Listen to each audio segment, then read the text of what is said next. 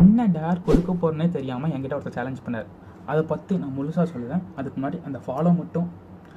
இன்ஸ்டாவில் ஒரு மெசேஜ் வந்துச்சு, ப்ரோ என் கூட 1 vs 1 ப்ளே பண்ணுங்கன்னு.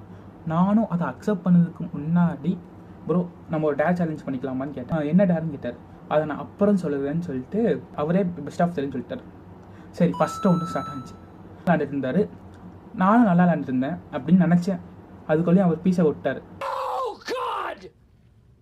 பீஸை தான் விடுறான்னு சொல்லி சும்மா அடிக்கலாமா வேண்டாமான்னு பார்த்துட்டு இருக்கும்போது சரி அடிச்சு பார்க்கணும்னு சொல்லி அடிச்சிட்டேன். அடித்து அப்படியே போயிட்டு இருக்கும்போது செக்மேட்டும் பண்ணிட்டேன். சரி, 2ஆவது மேட்சும் ஸ்டார்ட் ஆகுது. அப்படியே போஞ்சு ஒரு 20 மூல செக்மேட் பண்ணிட்டேன். 3 மேட்ச்சில் 2 மேட்சை நான் வின் பண்ணிட்டேன். சரி, அப்போ நான் தானே வின் பண்ணிட்டேன்னு சொல்கிறத பற்றியும் மெசேஜ் வந்துச்சு, ப்ரோ குட் கேம் ப்ரோன்னு. சரி, நானும் ப்ரோ நீங்களும் நல்லா விளாண்டிங்கன்னு சொல்லிட்டு சேலஞ்ச் அப்படின்னு கேட்டேன். என்ன சேலஞ்சுன்னு அவரே கேட்டார். ப்ரோ சிங்கிங் சேலஞ்ச் தான் அப்படின்னு சொன்னேன். சரி ப்ரோ நீங்களே ஒரு பாட்டு சொல்லுங்கள் அப்படின்னு என்கிட்ட கேட்டார். அப்படி யோசிச்சு ஒரு பாட்டு சொன்னேன். என்ன பாட்டு தெரியுமா? அதை நீங்களே பாருங்கள். ஒரு மனக்கு கட்டிக்கடி ஏ ஆத்தாடி எல்லாம் எனக்கு அம்மாடி எல்லாம் எனக்கு நீ கூடி வாசம் கொடுக்க ஒத்துக்கடி. நான் என்ன நினச்சேன்னா இந்த லைனில் பாடுவார்னு நான் நினச்சேன். ஆனால் அவர் அதை பாடல. சரி, அவர்கிட்ட கேட்டேன், ப்ரோ இந்த லைனில் எனக்கு பாடி எனக்கு சென்ட் பண்ணுங்க அப்படின்னு கேட்டேன்.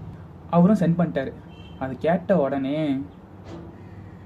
ஒரு சிக்கனு வாராளே வாராளே வாராளே சொல்லிக்கும் முத்தொன்னு தாராளே Meanwhile அப்படின்னு ஆடணும்னு தோணுச்சு. ஆனால் தோணலை. ஆனால் வாய்ஸ் நல்லா இருந்துச்சு.